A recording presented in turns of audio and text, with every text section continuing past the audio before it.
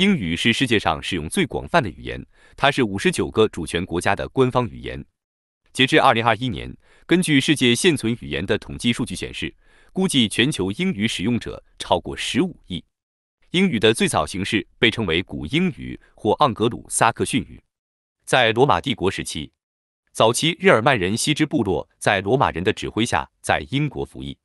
公元5世纪，来自德国北部平原的3个日耳曼部落趁西罗马灭亡之际，渡海入侵不列颠行省，并征服当地原住民布利吞人。最初定居在英国的日耳曼民族所使用的语言属于日耳曼语系西日耳曼语支，它们由印加语支的方言组成，主要在北海沿岸使用。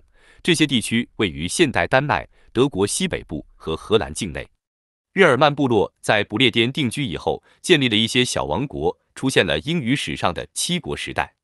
由于长期没有统一，所以古英语时期存在着多种方言。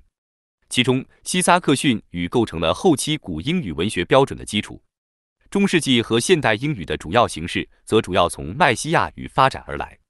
到了7世纪，盎格鲁撒克逊人的日耳曼语逐渐取代了本土的布利吞凯尔特语和前罗马统治者的拉丁语，成为大不列颠岛上的主流语言。英语一词就源自于盎格鲁撒克逊语，意为弯钩。它是由日德兰半岛东南岸濒临波罗的海的盎格里亚半岛的名称衍生而来的。古英语有着浓厚的日耳曼语族的特点。据统计，在史诗贝奥武夫3183行的诗句中，竟有1069个复合词。古英语的语法比现代英语更加曲折，词序也更自由，在某些方面与现代德语非常相似。古英语与现代标准英语之间存在巨大差异。现今以英语为母语的人，如果不把古英语当作另一门语言来学习的话，是无法看懂古英语的。尽管存在很多差异，但大约有一半的现代日常用词具有古英语词根。古英语时期有2个重要历史事件给英语词汇带来较大影响。第一件事是公元597年，一个名叫奥古斯丁的牧师从罗马来到英国传教。由于公元6世纪晚期基督教的引入，超过400个拉丁词被引入英语。第二件事是8世纪晚期，维京人对不列颠岛的入侵。865年，盎格鲁撒克逊人称之为大异教徒军队的大规模入侵，最终将英格兰北部和东部的大部分地区置于斯堪的纳维亚人的控制之下。随着维京人的入侵，古英语和古挪威语混合成为了维京人的语言。英语从古挪威语中借用了大约2000个单词，其中几百个在现代英语中幸存下来。人们认为，挪威语刺激并加速了中世纪英语中的形态简化。一些学者甚至提出，由于中世纪英语的句法与挪威语比古英语更相似，古英语在向中世纪英语过渡的过程中已被挪威语所取代。1066年，诺曼征服英格兰后，大量古英语的词汇由于不再使用而被淘汰。中古英语的语法在形态变化方面发生了简化，名词逐渐失去了古英语复杂的数和格的变化，简化成了单数和复数2种形式。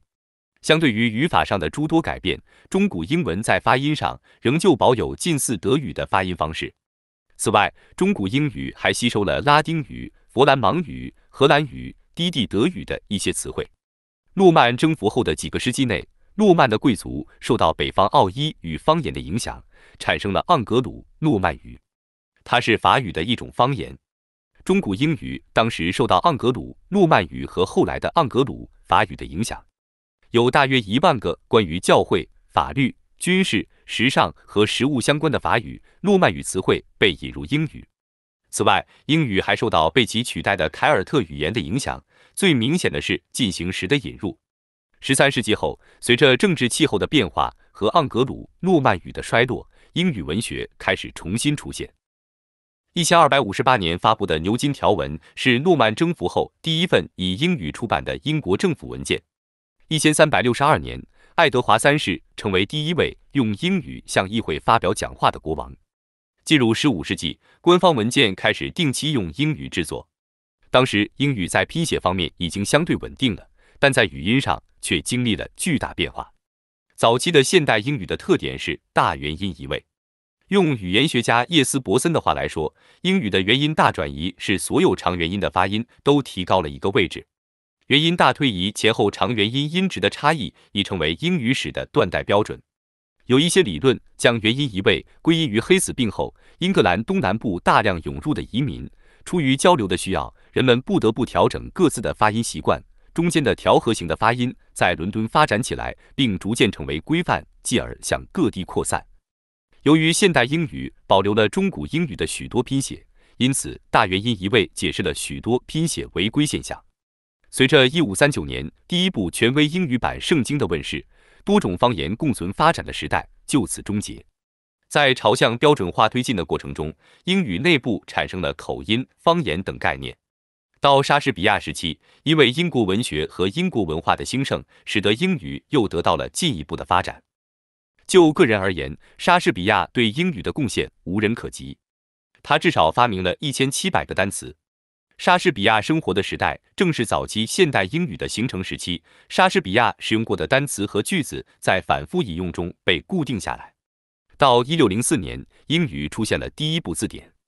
随着识字率的提高和旅行的增多，许多外来词被广泛使用，尤其是从拉丁语和希腊语借来的词，它们常常用来表示英语中没有的抽象概念。到18世纪后期，英国通过建立的殖民体系，使英语成为全球性语言。英国人对于美国风俗的种种接受和反抗，即从这一时期开始。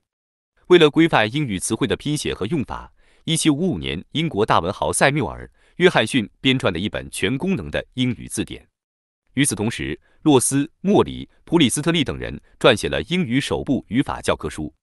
1884年，被誉为语言圣经的牛津英语词典首次出版。目前阶段的牛津词典共有20卷，其中有关词语的内容就有21000页。英语在经历了1400年发展后，已成为具有世界影响力的语言。目前，英语至少有25万单词。如果要把同一单词的不同含义分别计算，英语单词的总数可能会接近100万。此外，每年电子版牛津英语词典还会收录1000个新单词。1973年，对第3版简明牛津字典中约8万个单词进行的电脑化调查显示，英语词汇最多来源于法语，其占比达35%。第二大来源是拉丁语。大多数法语和古拉丁语言的词汇通常用在更加正式的讲话和文章中，法语或拉丁语言的词汇通常显得比较有知识。值得注意的是，现代英语中仍然保留着25000个古英语单词。它几乎覆盖了所有日常生活用语。由于英语单词的拼写系统是依据历史传统而继承下来的，并不严格按照发音规律，因此英语单词的发音与拼写之间经常有很大差异。英语单词拼法由此成为所有字母语言中最难掌握的。有研究表示，只要有2000词汇量，即可懂得79%的文章和大部分英文歌词。但要想读懂英文报刊，词汇量至少在2万个以上。